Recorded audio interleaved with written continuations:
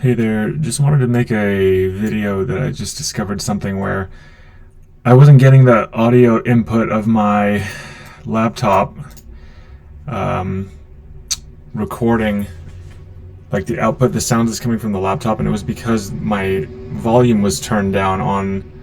the output. So if I turned the volume down all the way, but I had my headphones plugged in still, so I could still hear it on the headphones, but I had the volume turned down because then when you have the headphones plugged in, it's a different output. So I think the headphones were plugged in, and then when I was going to the preferences here, it was still showing like we had desktop audio is coming out default. I don't know if there should be like a headphones jack audio or something, but anyway, like just unplugging the headphones, turning the desktop volume back up,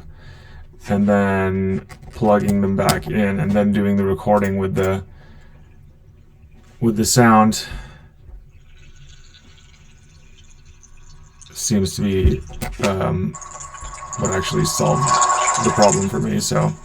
if you're not able to get your audio output from your computer, it might be because the sound is turned all the way down and because your headphones are plugged in and those are turned up or something like that. So I hope that helps.